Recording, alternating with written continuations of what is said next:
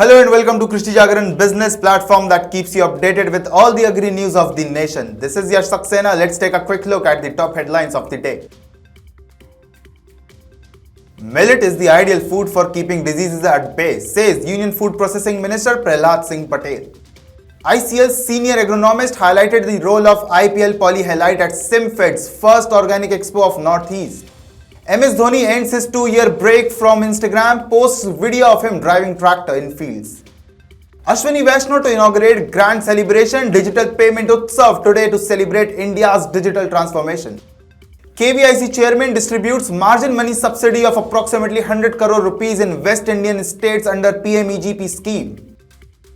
IIL's MD Rajesh Aggarwal inaugurates Nano Biotech Research Center in Rajasthan. Garuda Aerospace drones to support NDRF rescue and relief operations in earthquake-hit Turkey. Punjab government plans first Kisan Milni on February 12th, says Agriculture Minister Kuldeep Singh.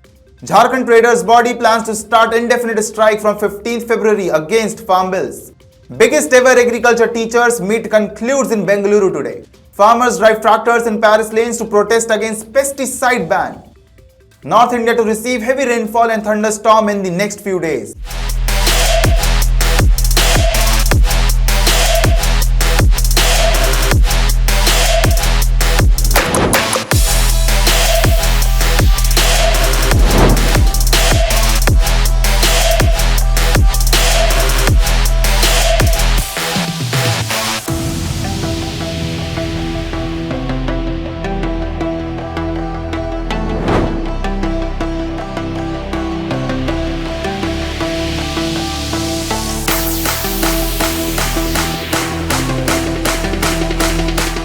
Now the news in detail. Addressing the conference on plant-based food capturing avenues to intensify the food processing industry organized by ASOCHAM in New Delhi yesterday, Union Minister of State for the Ministry of Food Processing Industry and Jal Shakti Prahlad Singh Patel highlighted the importance of millets. He said, food that the world once dismissed for the poor and birds are now being used for health purposes. That's why the year 2023 has been designated as the International Millet Year.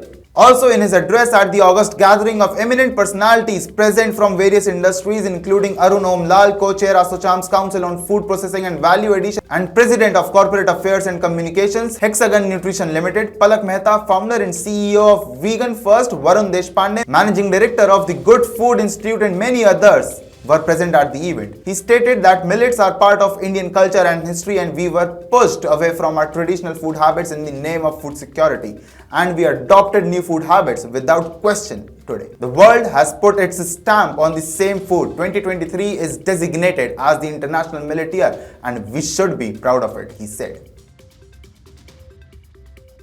India's biggest organic trade fair, Expo 1 Organic Northeast, was organized in Guwahati from 3rd to 5th Feb by Sikkim State Cooperative Supply and Marketing Federation Limited in collaboration with Agriculture Department of Government of Assam, where Krishi Jagaran was the media partner at the fair. IPL Polyhalite, product of ICL UK, was at display with various organic fertilizers. Talking to Krishi Jagaran, ICL senior agronomist Dr. Shailendra Singh highlighted the importance of fertilizers in bringing change in India's agriculture.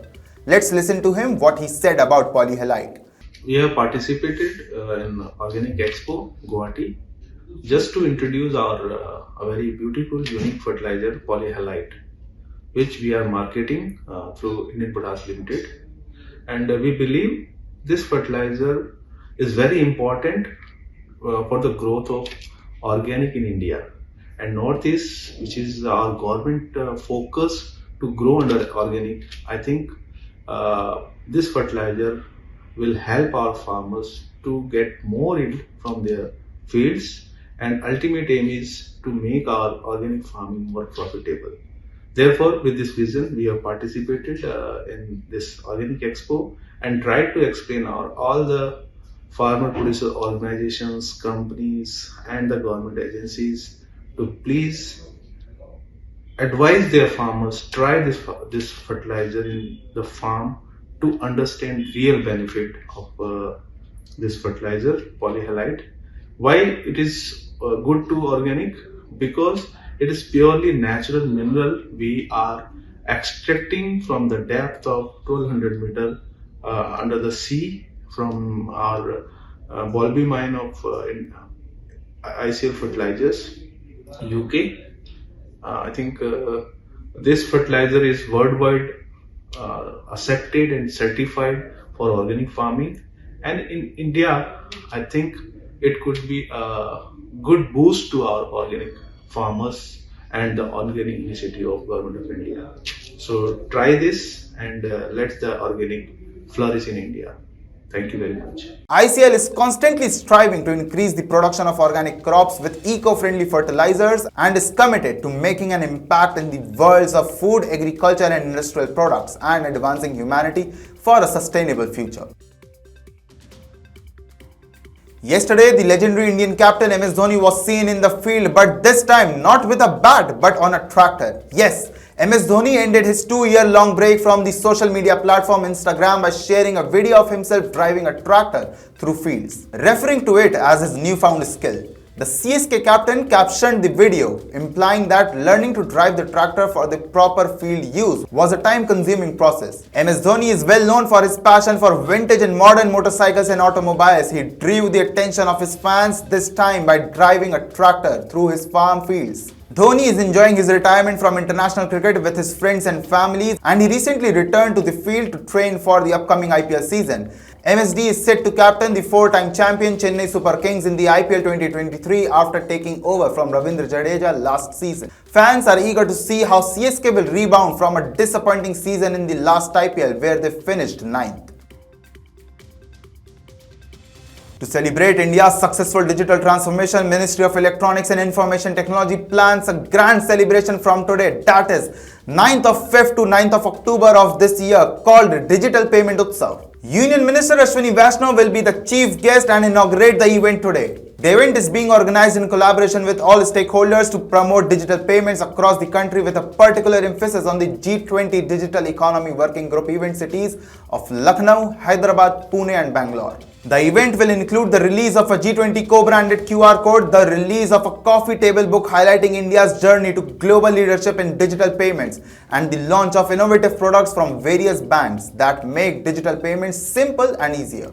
The event will conclude with the presentation of awards to bankers and fintech companies for outstanding performance in various categories, the launch of the digital payments Sandesh Yatra, and closing remarks by Ministry of Electronics and Information Technologies Economic Advisor and Group Coordinator.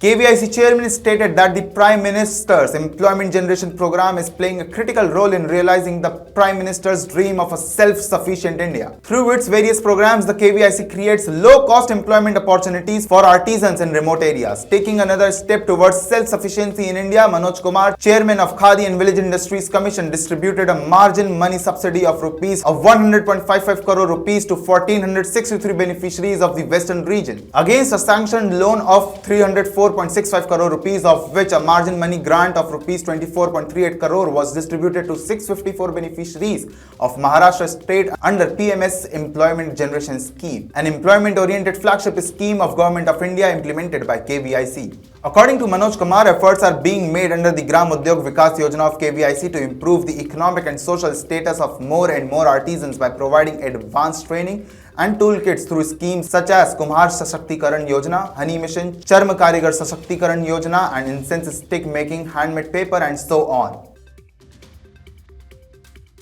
Recently, the Nano Biotech Research Center was inaugurated in Chopangki, Rajasthan. The inauguration was attended by the IIL's Managing Director Rajesh Aggarwal. IIL is among the top 10 Indian agrochemicals manufacturing companies. It is also a frontline performer in India's crop care market with a top line of 1,192 crore rupees in 2018 to 19. Established in 2001, the company is helping farmers across the nation for more than 2 decades with its new and advanced products. With the inauguration of this high-tech lab in Rajasthan, the company aims to provide the advancements in nanotechnology that will be brought forth by the dedicated team of scientists at this facility, serving the Indian farmers and contributing to a more sustainable future.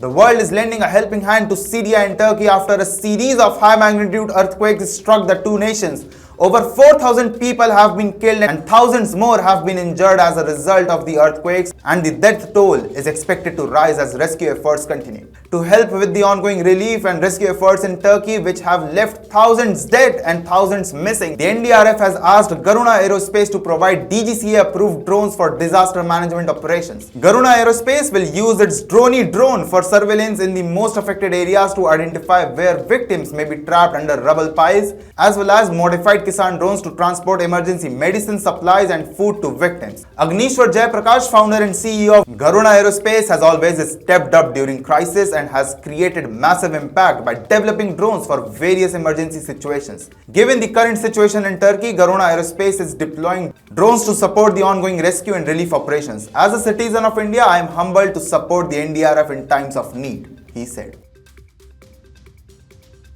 According to Punjab Agriculture and Farmers Welfare Minister Kuldeep Singh Dhaliwal, the first Sarkar-Kisan Milni will be held on February 12th at the Punjab Agriculture University in Ludhiana. Dhaliwal went on to say that the main goal of this meeting is to promote the cultivation of water-saving crops by reducing the area under wheat paddy cultivation and promoting other agricultural occupations. The Sarkar-Kisan Milni will have a direct dialogue will take place between the government and the farmers in order to develop a new state agricultural policy. He stated that during this meeting, progressive farmers from across Punjab will make direct recommendations to the Chief Minister, and the discussions will take place through open dialogue between the administration, departments, agricultural research institutes and farmers.